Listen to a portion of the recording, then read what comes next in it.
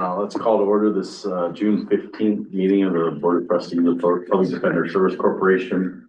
Shane, can we do a roll call? Yes, we can. Chairman Attorney Shane Black.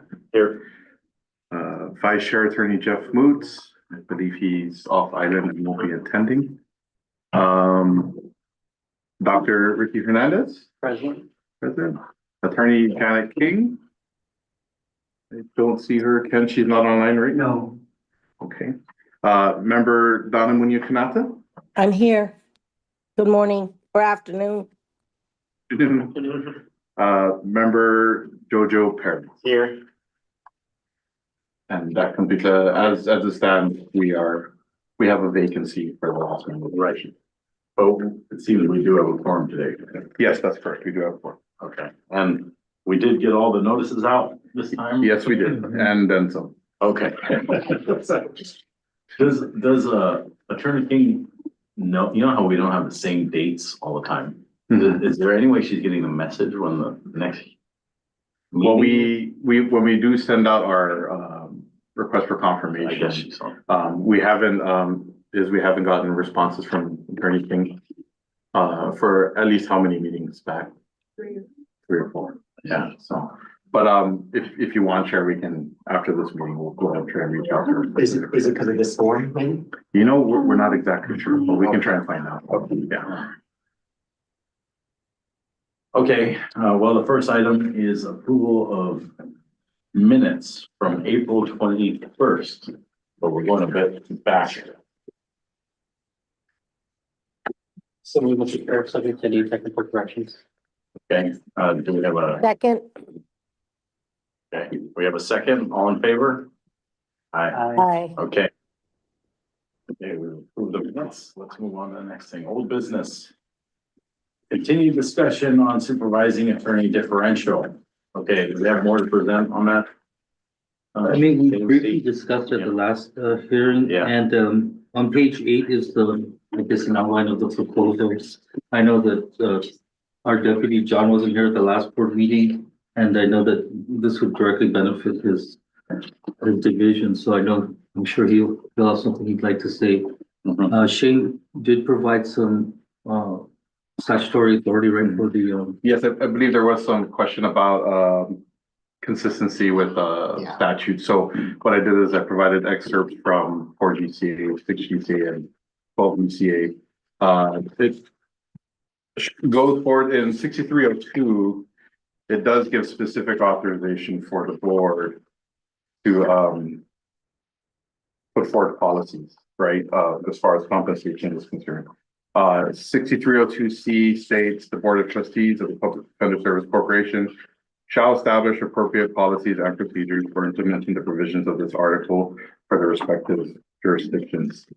So that policy in and of itself, it's pretty broad as far as the board having authority to handle compensation through its consistency to the TWA that the Department of Administration puts out. But our statute allows us to make amendments to those policies in the CWA as we deem fit. It's the board deems fit. So, and you know I just want to add that so the Attorney General, he has that same authority that I have in terms of creating positions won't be necessary. But so he has like Attorney 5s, which is paid more than what we're proposing here with the differential. And so he has like a head of family. He has a chief prosecutor and an assistant chief prosecutor. Then he has a head of, obviously civil solicitors, child support. And so, we just want to also remain competitive by, helping our attorneys and really incentivize the kind of supervision that they're providing currently, like with our increased number of appeals. Really family division is such a specialized area of law that we really need to have a senior attorney able to guide anyone else who's doing juvenile work. And, we believe our criminal caseload is large enough to justify having a supervisor that can assist John, who's, he serves as deputy, but he's also managing attorney of PDSC criminal. And he also carries a heavy caseload. So that person will also help him. And I know, John, you probably want to Absolutely. Sure, cheers, ready? Yeah. So it would be a huge benefit to me, for all the reasons that Steve stated, and the AG also has a chief deputy, a chief of staff, I mean, just a variety of supervisory layers to it that, we don't enjoy. And maybe we don't need, but I think this or something like this would be called for, particularly as we roll out attorney standards in different areas of law, like juvenile and criminal. It'd be really useful to have someone who is, just sort of monitoring that division and making sure that everything is being assigned properly, and that everything is complying with the standards that we're hoping the board's going to adopt. So in addition to that, we have done a lot of trainings in-house recently in the last several years. And this sort of third position would help out a lot with recruiting, training, bringing it on island, getting it on Zoom, recruiting different interns and managing them, and just sort of acting at a light supervisory level. I wouldn't want to have sort of too many different layers, so I wouldn't want this person or these people to hire and fire or to give performance evaluations. I think those can still be done by just one person here at the main office. But these would essentially be making recommendations to me and monitoring the different caseloads that are really becoming more specialty as they get bigger, and we try to stay more nationally on point with things. I guess the last thing I would say about it is, I think when you become an attorney for here, sometimes you may be looking out at what's available, and this would help us with retention, because you're not really going to progress any higher than that. You're going to be an attorney for here, and there's a lot of people in that. But I think this would at least give those attorneys something to work toward, that, you know what, as well as an attorney for, I want to be the supervisor of juvenile. I want to be the supervisor of criminal and appeals. I want to have some other obligations. And the differential nature of this would allow us to just make it limited in term. They wouldn't get appointed and then be in that position forever. It could sort of remain competitive. People could come to me and say, you know, for the next time that we consider this in 2 years or whatever it is, I really would like to be considered for it. And this is how I'm going to try to set myself apart for these 2 years and really do something special for the office. So I'm happy to answer any questions. I think it would be useful for me. And I hate it when people do this to me, but it sort of reminded me of something that Jeff Muth said at one of the prior meetings when he was talking about our colleague Clyde Lemons. And he said that when Clyde was in the public defender in Chicago, he was initially just an attorney in the traffic division. Then he went into misdemeanors, then he went into felonies, then he came back and he was the traffic supervisor. So we're not Cook County by any stretch, but having those sort of specialties, I think, is useful for an office. And I think we're of the right size at this point that it would be useful to us. And if I could just add to what John said, as far as consistency with the CWA, so you know, DOA uses the Hay method, right? And when looking at job sizing these positions, I mean, we could go the route of trying to create something whole and new, but we're already utilizing the existing attorney structure up to the 5, right? The managing attorney. What we want to do is not have to go that route. It'll cost more money. It'll, you know, have a whole other process tied to it. The flexible nature of the differential and putting people in and out of it will save us money, but will also allow us to have opportunity to grow inside the current structure without modifying too much. So basically, an attorney for is still an attorney for. What this recognizes is if they start going into becoming a resource or a lead for, you know, family court or anything like that. It also goes towards training of, you know, the firm as a whole, but also looking at how our attorneys interact with social workers and how we provide all those other services to our clients. So that's kind of trying to operate within the current framework that we have. If I may, I do apologize. I know we voted on it, but I think there is an error on the last minutes for the statute. So I was just looking, so it should be 12 GCA 111112 C. So Oh, I think you did bring that up last meeting. Okay. Before we dip off of this too much, as a final thought, our enabling statute does give the director the authority to establish divisions and presumably staff them with a managing attorney. And this idea that we're throwing around would be a step down from that, a cheaper, something to do in lieu of full, managing attorney in each division. So these guys would still carry a caseload. Oh, absolutely. Yeah. And their differential would be at 5%. So Yeah. I think it's enough to keep people interested in the position, but without blowing up our budget.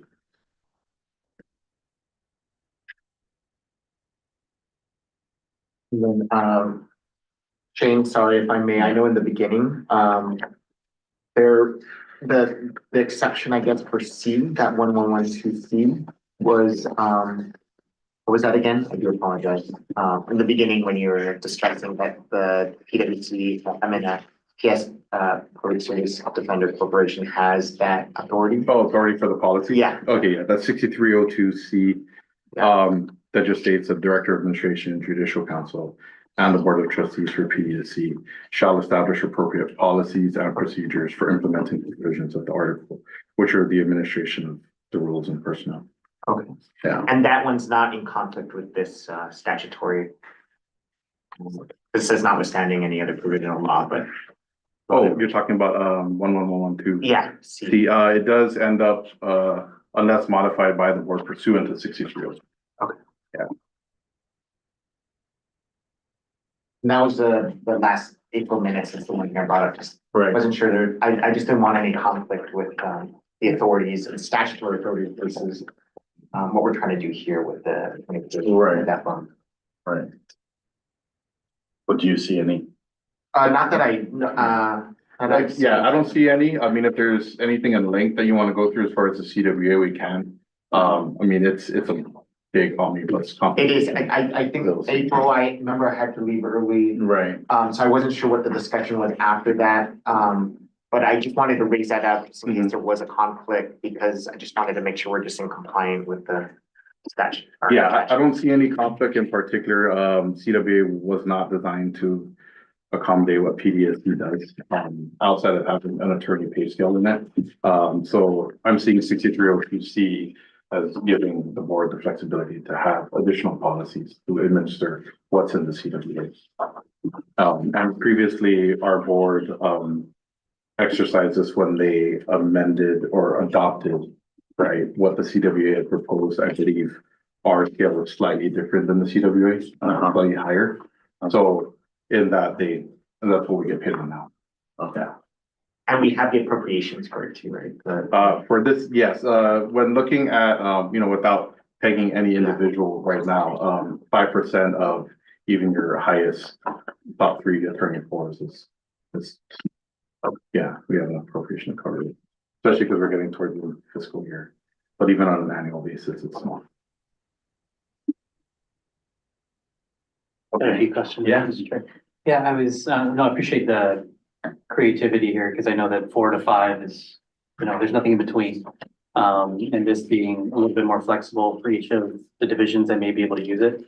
I was curious, so, the way I understand from 4 to 5, it's like a 13% difference, give or take. I was wondering where we came up with 5 and not half of that, or maybe a little bit more. Yeah, as far as the gap between the pay grades, I mean, essentially, we could take that position of 1/2 or anything. 5 seems to be reasonable. And because it's a program that we're just trying to adopt now, I mean, if, the duties start to grow, it might require more, right, as far as what the work is. So 5 would seem to be a reasonable, to increase it. Do you think that would be enough to incentivize? Is that a big enough incentive? For Well, someone to step up? without trying to break the bank, we want to put it out there and see, Okay. how it goes. And the incentive is for, I know retention, right? Or for the additional duties, I think it acts for both. But is there any concern about attorneys leaving public defenders to go other jobs, or we're, just trying to be competitive? I mean, as we sit right now, I think everyone's pretty happy, Yeah. but I mean, but who knows? Who knows, it changes, right? Yeah. What happens? 6 months from now, like. Yeah. Yeah, Well, so this one was Yeah. kind of preemptive, I think for that's, retention purposes too. it's fair to say it has occurred to us that if elections change things, that maybe the name of our office would potentially change, and this may help.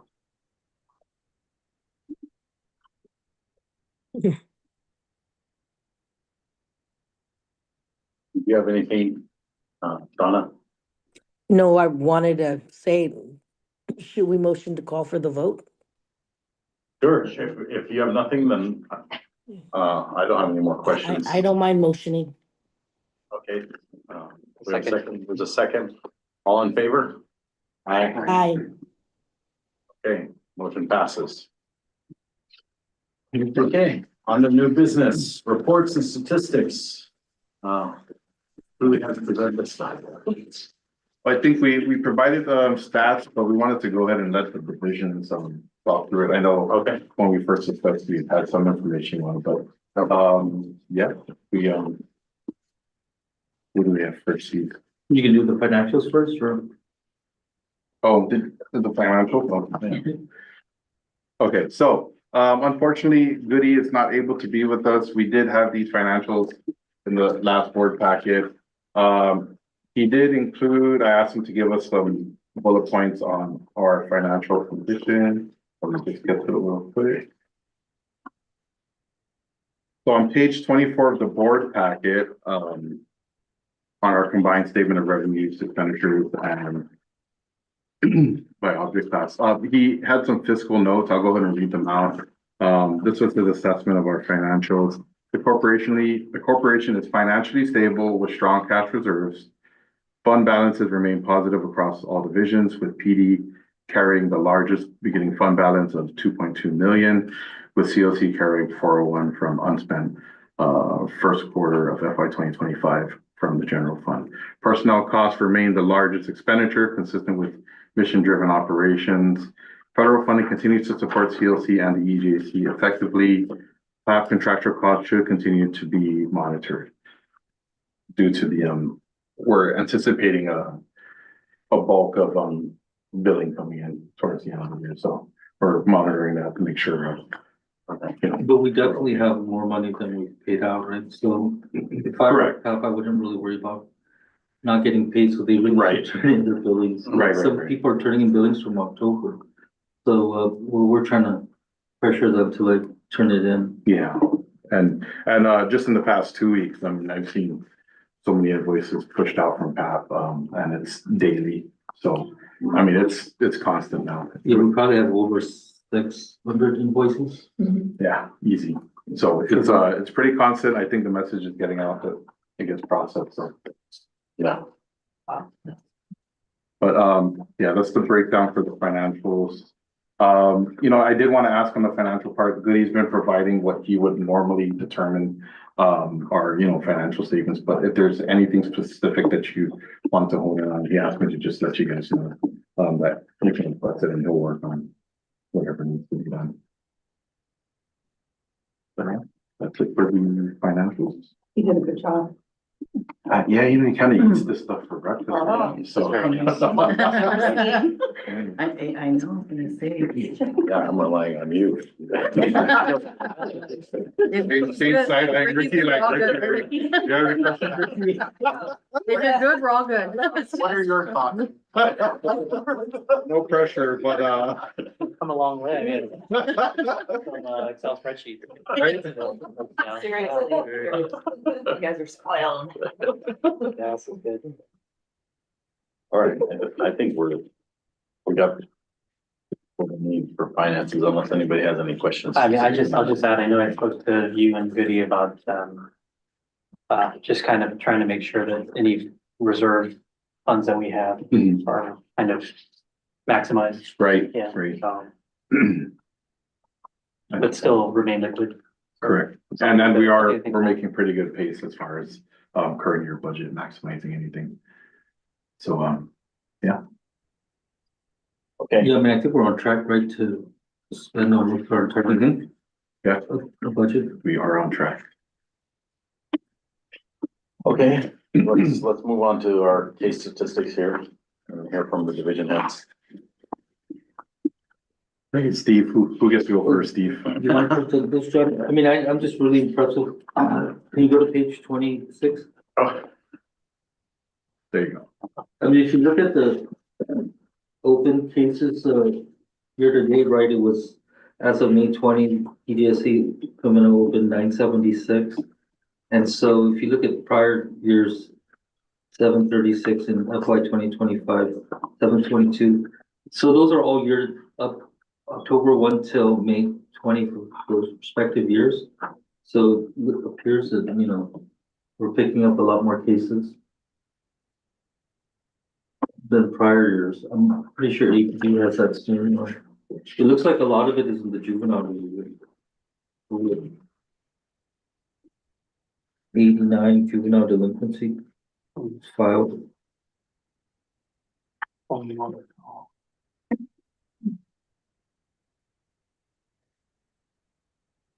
Cases are going up, but the cases closed are a little lower. Is that? Yeah, That's just. just as a reminder on that, I guess, that those don't necessarily reflect cases from this year that we closed. Those could be old cases that I see. probation has just finished from like 2022, and now we're able to close that matter.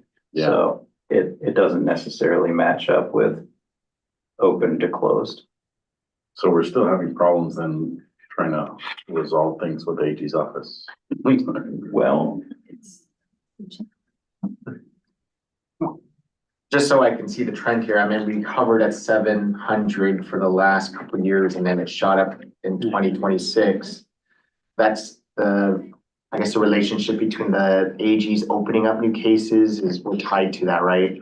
When you say cases open, that's kind of, we mirror what the AGs open and then what we open as well. there could be other cases that get opened in the office independent of that, but those are almost statistically so small, it's not worth talking about. That's like someone who comes in and says, I got a notice to appear. Can you help me with it? Something like that. So this jump is really a reflection of the AGs opening up more cases. Yes, it would have to be.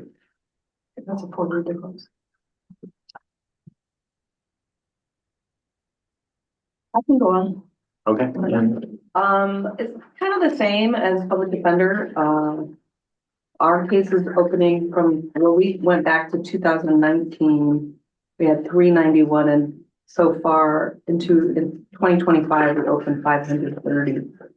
So it's a difference of the different AGs involved. At the moment, it's harder to close cases. It's harder to get anywhere with AG currently. They have this new policy in the last, I'd say, month or two, where if you're gonna plead out, if you're gonna have a plea, even if it's a misdemeanor plea, AG Moylan must sign the plea agreement. I was sitting, waiting for a plea agreement, or a jury was gonna be called, and we're waiting for the process server to find AG Moylan somewhere in Agano. No lie. Got his signature, even though it has no force and effect on the plea, other than I've approved this, but that's their new policy. So it's really, really difficult to work through cases. So the cases are resolved, but they're just kind of bottlenecked. As long as Mr. Moylan agrees, Yeah. they're resolved. But that's the way it is, and that's kind of ridiculous. Do you get him contradicting them very often, or Who, the AG versus their Mr. own? Moylan? Yeah. Maybe not openly, but on the side, yeah. Yeah. I would say that occurs, sure, but I mean, there's not so much of a contradiction anymore because now all the assistant AGs will say in court is, I'll take your counter offer to AG Moylan. So everything gets reviewed through him, every plea. Wow, prior to him even signing off on it. Busy man. Yeah. What's the number of pleas, like, to get an idea of how many he has to sign on a given week? It's hard to say. Yeah, I mean, it's gonna vary, but I mean, it's a pretty significant review. I mean, so, 10 a week or is it like? no, 10 at least, Oh, yeah. Yeah. A day maybe. I mean, Oh, we go through a lot, but some of these cases should just be automatic. Some of these family violence deferred pleas, low level misdemeanors, like, he shouldn't have to sign up. But that's what we have. Are you getting more trials too, or is it just mainly stuck on this? Well, I did add the trial stats on the next page. What's happening is right at the last second, we'll have a plea, like, a plea agreement right at the last, like, pre-trial conferences today, like, a lot of what some of the judges do. Oh, you're asserted? Okay, we'll have trial tomorrow. No, I'm serious. Yeah. And that's what happened 3 times last week to me. And so right at the last second, we got a plea. Yeah. So it depends. So it's hard to say. Some of them have to go to trial, like if some of our cases do have to go to trial because there's no other way you're gonna get anywhere. But, and they're not gonna dismiss it. So we have had that. And so those are the trial, numbers. Now do you guys get a copy of the court report, the year report? Not a regular. I'll bring mine next Yeah. time. You can look at it just to see the tracking of the court stats versus ours. I'll bring mine in. I just got it during the state of judiciary. But anyway, that's. Thank you. Any questions? Chairman, I have a question. No, I do like this breakdown, and maybe for public defender, it would be nice to kind of see the average case time for the last couple of FYs as well, because I think it's helpful, at least for me, to kind of see what the progress is. How long it takes to close a case? Correct, because I think that also builds into manpower, right? And then how much money we're spending to conclude a case. And then I think it's helpful, and this is just me, Chairman, but I think maybe the next one, if we could just do a line chart, just to kind of see if there's an actual progression or some sort of trend. I think the biggest concern for me is that case closures are moving higher up. There's a trend, and maybe that might mean something, but I think it also adds to the fact that my concern is we're building 200 more cases, but closing less, right? And then that means the workload is just compounding itself every FY. We're not closing cases that are being opened. So it just kind of sees how the health of the actual service is going year by year. But that's just my request. Both of those suggestions are great.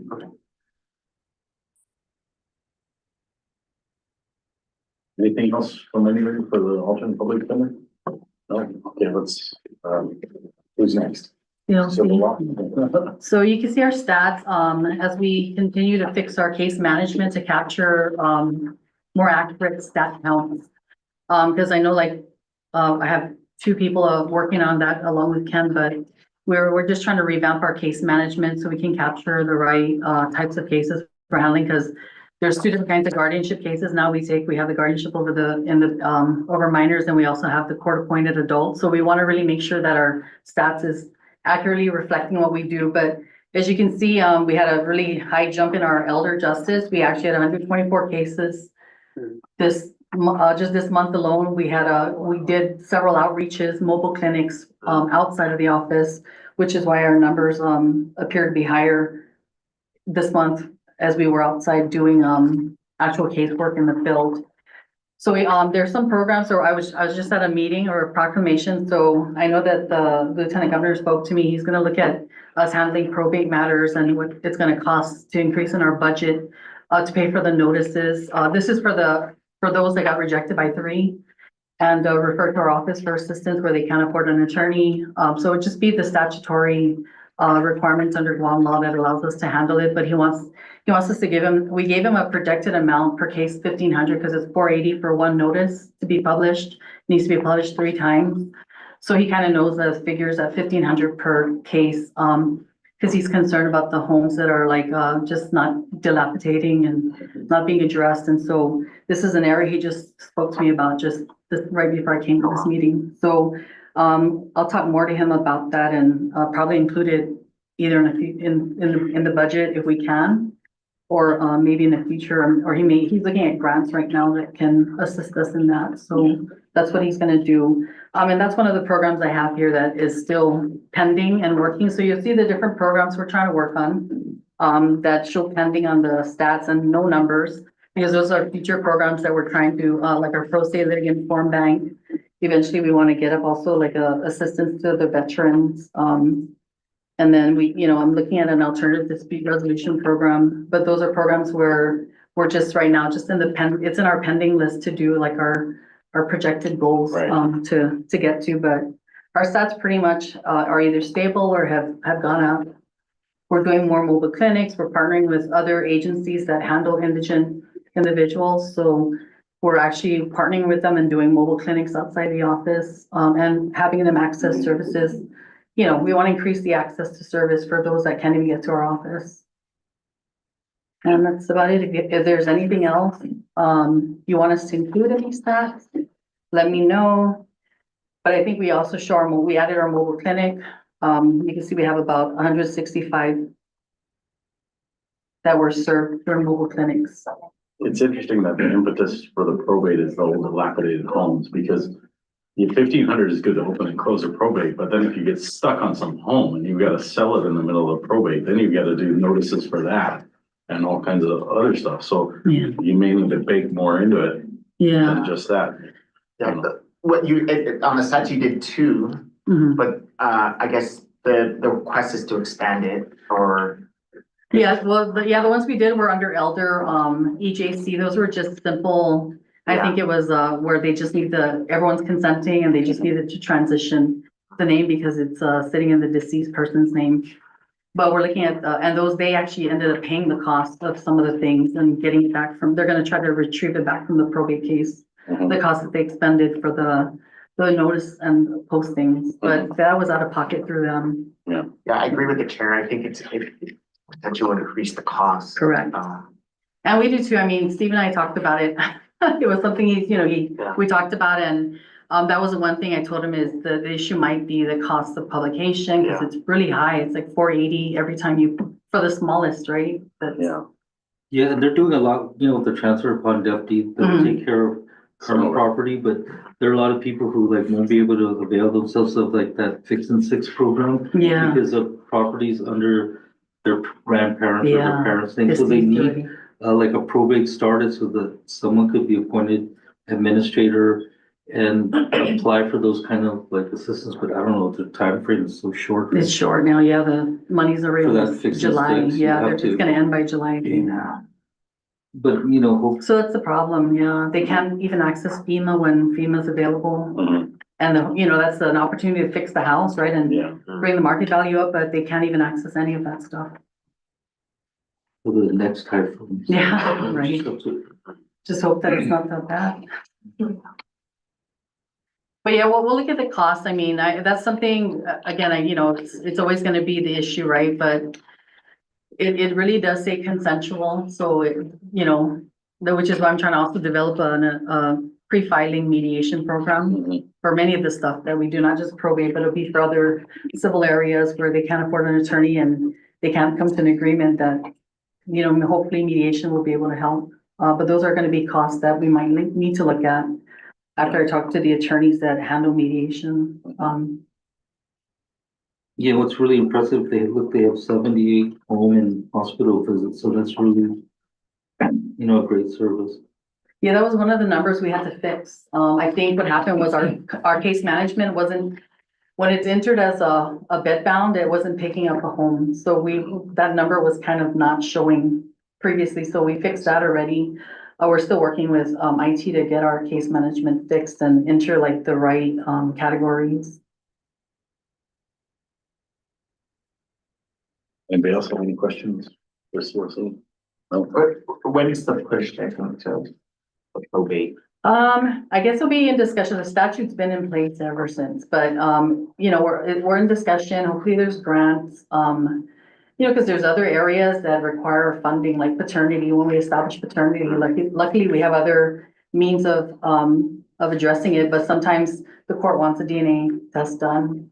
And that's gonna be out of pocket of our client, because the other party, the reason they're in court is because the other party is deceased and the bio father needs to be on the birth certificate because he wasn't on it, they weren't married. So we had one client who had to fork out the expense of like $199 for him and his daughter, just so we could proceed. So those are things we're looking at. We're gonna balance it out, look at how we can alleviate those fees if we can. Otherwise, it's something we'll be putting before the board, you know, as a projected cost in our budget in the future. Okay. Elder Justice? That's part of Eller, yeah. I did both. Oh, you did both. Okay. Would be Pat. Okay, Pat. Oh, sorry, okay.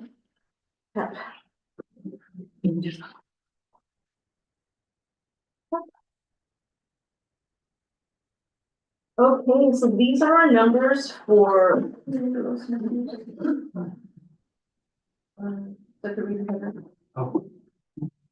Okay, okay, up to ending of second quarter, March 31, 2026.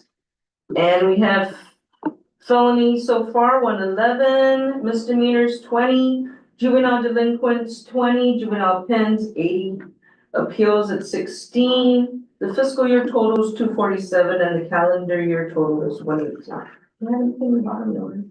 Yeah, and so these are just cases that were filed on or after October 1, right? That is correct. And I know that we haven't gotten the full reconciliation from the pre-existing cases from court, but have you gotten that yet? The numbers.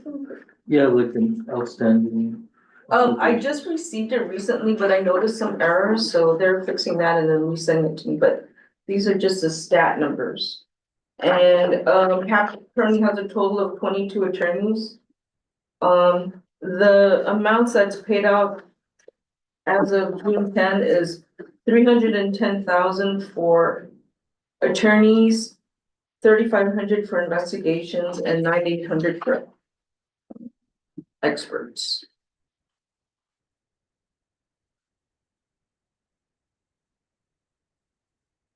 You think 3,500 for investigators? Correct. How many is for experts again? Sorry, I missed you. 9,800. 9,800. Some people are using it. Yeah, yeah. That's good. Yeah.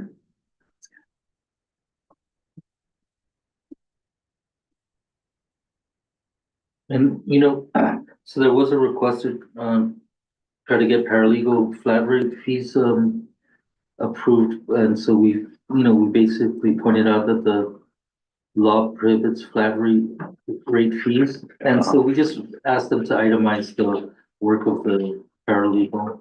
Yeah. And, so, we noticed that there was huge gaps, in like the guidelines for PAP attorneys. There's really, I don't know how the court was doing it. I think they just, on a case by case basis, they would either approve or disapprove expenses. And so we looked around at various jurisdictions that, there are guidelines out there as to what can and cannot be reimbursable. And so maybe we'll put together a proposal just so that the board can approve it, and then it'll be consistent among all the PAP attorneys, and then PAP attorneys will be aware of what they can and cannot bill. Things like the Westlaw, legal research access, or generally things like overhead is not reimbursable in any jurisdiction that we found, but paralegal work can be reimbursable if it's itemized and, it's true paralegal work. So we will work on guidelines that the board can review and consider approving, just so that our PAP attorneys have an idea of what they can get reimbursed for. Yeah, that's great. Yeah, it's gonna be an issue, once the police officer department starts implementing their body cam. Mhm. Because if they don't use a cloud-based storage system, then it's gonna require a lot of like either hard drives or super giant thumb drives to transfer all the video. And so that's a reimbursable expense in most jurisdictions. So we're hoping GPD will just store it on the cloud like most of the other police departments. That way they don't have to spend all their time downloading and, they just send a link and you access it. So, Yeah. so I think we'll try to get these out, hopefully in the next board meeting or two. Are there large variations in what's being requested for reimbursement on the paralegal side? Yeah, it kind of depends. So the public defense systems that are really run by the courts, their definition of reimbursable expense is a lot different than defense systems that are run by defense attorneys and defense providers. So yeah, there's a wide range, but we'll give you all the different options when we do it. But I think we're, obviously we don't want to disincentivize being on the panel. But I think, WAM's pretty generous at $150 an hour. We're only like $25 behind the federal rate. So, we'll see. It might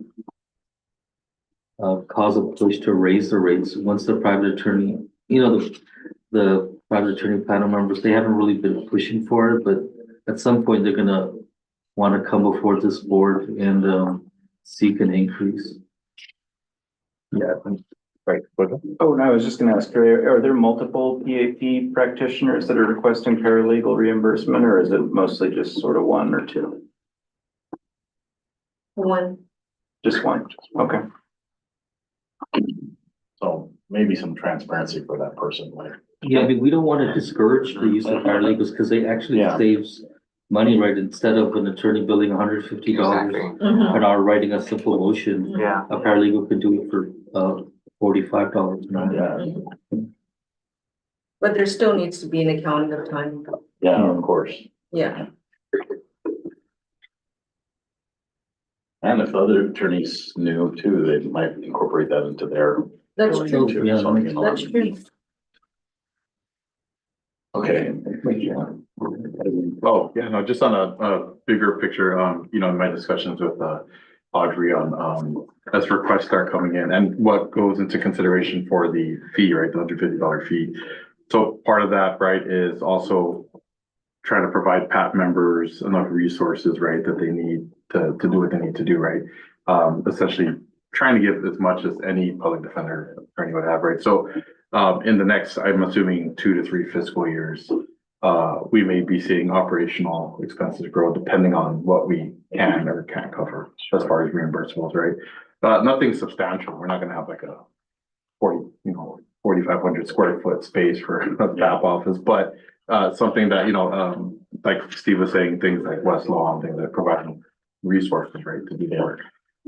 So that we cover as many of the gaps as we can, but keeping in mind that we're not trying to build a budget as far as what we need to do. So you may see some expenses factored into the budget later on, like FY28. Because I think we have enough right now to cover what we need to do for PAP for at least the next fiscal year. Yeah. Is the goal for expansion though for the PAC? I guess we're doing all of these improvements. I mean, if more attorneys were interested, that's kind of the goal, right? Yeah, Yeah. and that's one of the things I think we were discussing, right?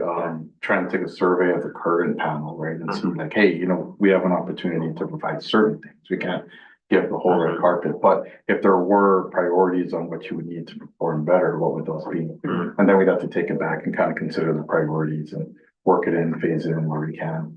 But I think that's the intent, is to try and increase the level of representation. It's interesting that there's only 20 misdemeanors and 111 felonies.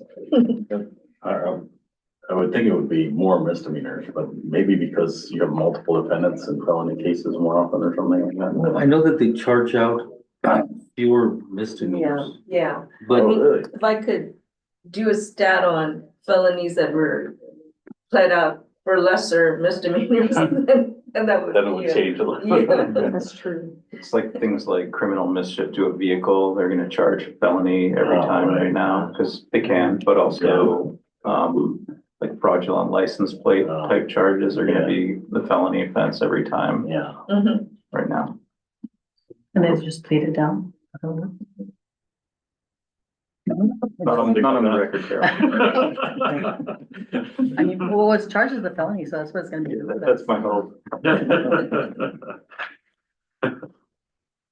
Okay, any other questions from anybody? I mean, No?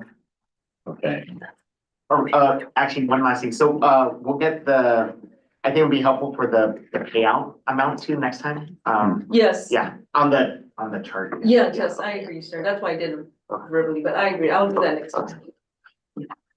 You, by attorney or by, No, he meant the total. oh, okay, just the total. Yeah, not really. Okay, not by per case, right? or- Oh, no, I meant just to kind of see what the numbers are. Yes. Three attorneys I agree, for sir. every case. okay. Let's move on to updates, the budget proposal.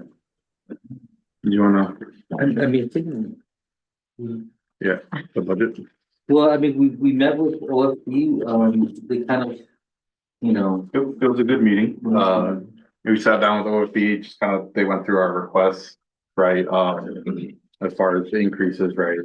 We talked a little bit about PAP increases and, you know, that we're still trying to get a good, trend as far as what it looks like, but that was a conservative increase. You know, there wasn't a commitment to approve it, but of course, best efforts would be made to try and get our budget through admin, considering everything else that was going on. But as a whole, I'd say it was a good meeting. It was positive for us when we left.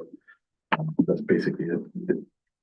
yeah, I mean, we left making them understand that most of our costs are personnel on the PDSC, APD and CLC side, but that for PAP, we really, because it's all contractual, that they can't just automatically cut our operational for PAP by, 70% or whatever. So I think they understand that it's not personnel, but they're contractual providing personal services. So Yeah. I think I'm keeping my fingers crossed. We'll be Yeah, fine, right?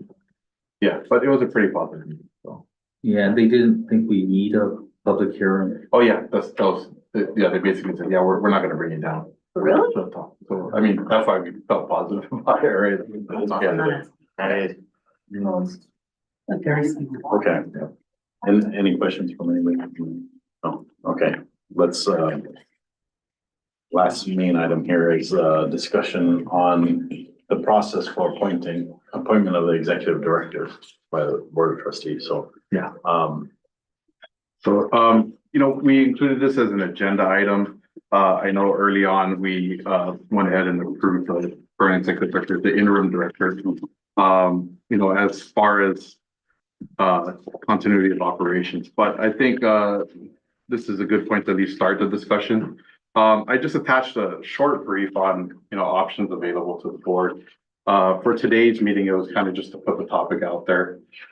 Maybe to go through, the brief that's there, see what the options are.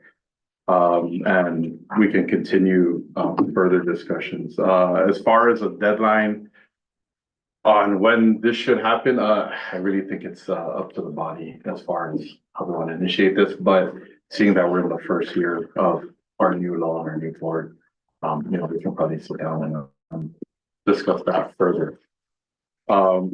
I think some of the things to take into consideration, is, like we discussed earlier, like Dr. Whitman, she just resigned from the board, appointing an executive director would take at least 5 members, right? So, as far as any other transitions that may take place with the board in the next, 6 to 9 months, timing would be critical as far as establishing the process. For instance, one of the options, would be going committee-based, right? If the board wants to establish a committee. If that's the case, then we'd have to set up the committee and kind of how the process would run. And, that could run this course, but, seeing how things go in the next, 6 to 9 months, right? That will determine how quickly we can get things done. But yeah, basically the agenda item was there to just put the subject out there, get the, thoughts going on the processes and see where the board feels they want to go with it.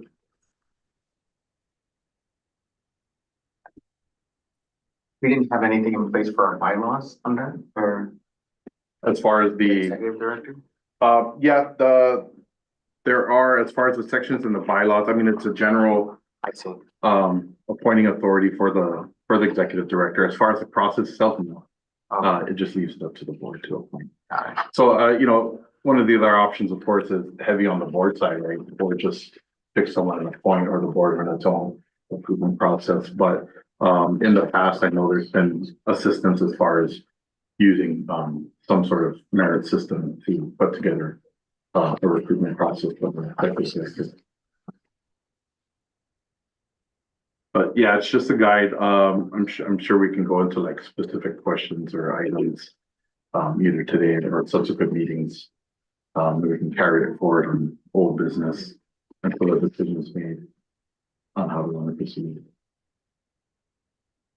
Yeah, and I mean, it's very important. This is the very first time, so you guys can really define the policy that future boards may eventually use.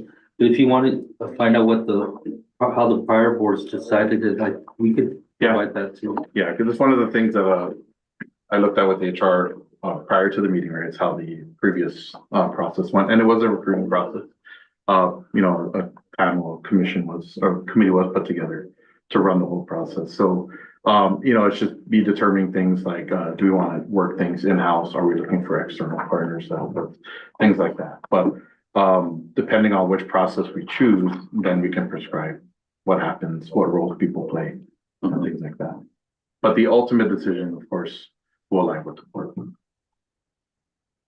So in the past, they did like a committee. Mhm.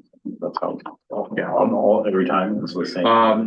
Well, with the last one, I didn't look further Oh, back than. okay. There was a You- committee. Yeah. Do you remember if any other directors do you know of any directors that were just appointed? No, No? maybe just Like Casper or Maybe, he right? was interviewed, right? Miss Donna, do you know of any direct appointments from previous boards that you might be aware of? The only one were in the early days. Maybe I'm thinking Ray Tapasnia, Mr. Tapasnia. But I don't know. The last time we did it with Mike Nisperos, Eric Miller, there was a committee. And then Steve, there was a committee. And I think the committee interviewed everybody and then made recommendations to the entire board, Yeah, or? it went out, of course, they accepted packets or applications, and then it went out to bid, and then it went to the committee, and then they came up with like their top three, and then it went to the board, and then and that was how they selected it from there. It was quite a process. I think the last one, the second to the last one before Steve, it was who Kathy Gogui, I think, was the one that helped the board when she was on the board with us when we picked Mike Nisperos and Eric Miller. She was actually a board member. But it did go to committee, so. And I mean, they actually had it, I think John, right? Is John Morrison there? Can I see him? Is he there? Right here. Yeah. I'm sorry. I'm sorry, I even have my glasses on like that. Okay, John, you can remember, right? I mean, It's you a new would. haircut. Okay. I'm sorry, it's tiny Yeah, on I mean, I know there were committees, at least the last, 2 or 3, right? I was just unsure about Mike Nisperos and going back any farther than that. Yeah, How did they select the committees? Did you recall? Oh, as far as actually, putting the, it's still, I think, the chair had something to do with it. I'm not too sure how they picked us to be on the board. I'm almost positive the chair, they were Okay. really heavy. They were really heavy meetings, okay, so, I mean. But I know for the last 3, I mean, if I remember it was Mike Nisperos, Eric Miller, and Steve. They all went. And if I remember, we didn't get interviewed by the entire board. It was just, we got interviewed by the Committee. panel. The Committee. whoever they, Yeah, apparently the chair determined as the committee. that committee. So that's just based on memory, okay? I mean, Okay. I'd have to go back, but John, I think John and Steve know how it went, and so. Yeah, Wait a minute. we should have records somewhere, right? Like- Yeah, no, so what we did, I was able to sit down with HR and review what information and packets they had. So that's correct to what, trustee, Winnicott is saying, is that it was a panel that made a recommendation to the board. How many on the committee? Oh, 3? offhand, I think it was between, it was either 3 or 5. Five. I think it was Yeah. 5 of us. 5, yeah. Also, there were non-board members? on the Correct. committee? Yes. Except for there was one, you said, right? One board member was on the committee too? For the Sparrows? Is that what you? Did I hear She that was correct? actually before she worked with the public defender. I mean, I've been on this board for like 16 years, so I'm sorry. It That's was why you're so valuable. no, but what I do remember is that she actually helped when we had to pick Mike Sparrows. I mean, that was a heavy meeting. And then when we went to pick Eric Miller, there was they just wanted to make sure there was no political interference and stuff like that. So we really, I mean, we tore it apart. Cynthia Cubey, Attorney Cubey, I'm sorry, would actually know more about it because she was part of the committee. And you got to remember, it was a different time. I mean, we had two judges on our panel. I mean, on our board. So it was a little bit different. But our chair was at the 2 times was I had one with Phil Carbolito and Justice Torres. So it did go out. I mean, there was a committee put together.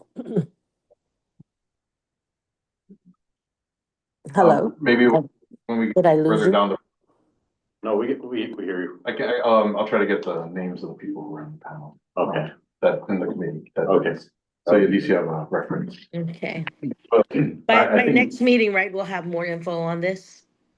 Yes, I just need to, we just need to see which way at least get the conversation out for the board. So we'll just table this till the next meeting. Can I Yeah. just ask, Yeah, go ahead. Sorry. the packet, there's a recommendation, I don't know if this is from, I guess, management, but the recommendation, there's Other 5 different options. options, right. Yeah, I was just curious, option 3 was board with administrative support. Yes, Is there like a difference between that and 1 and 2? And the committee? 1 and 2 require no HR administrative support? yeah, so when looking at the options, it's kind of the board with the administrative support is, I mean, basically the board acts as the interviewing committee as well, right? So it's heavy on the board side. The HR administrative support would be, for instance, if the chair decided that our HR office facilitate the collection of applications, the ratings and all of that, that would happen and then be forwarded to the board. Oh, I As far as the committee, having a committee do it, committee could be made up of anyone that chooses to be on the committee. Okay. Now the decision on whether our HR office or an external office would help would be up to the board as well.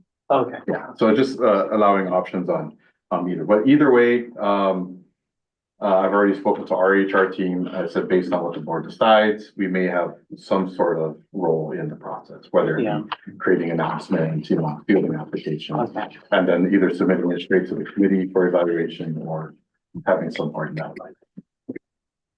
I guess one comment is whatever option we decide, I mean, we also need to figure out whether or not the board has to accept the committee's appointment and all that.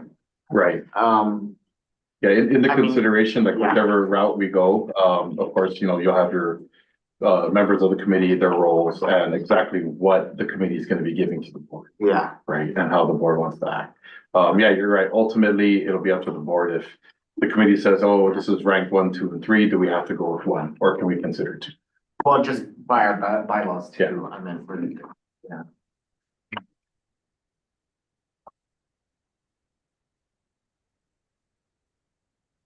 So I guess we're tabling it till next meeting, right? Yeah, yes, unless there's any other questions. Okay, let's go ahead and table this till the next meeting and move on. to public discussion, any public discussion? We have an elder abuse awareness week today, in Oh, front of our office, 5 to 6. oh, okay. It's actually World Elder Abuse Awareness Day today. Oh, really? Yeah. All right, well, then we should figure out when our next meeting is. It's suggested July 28th.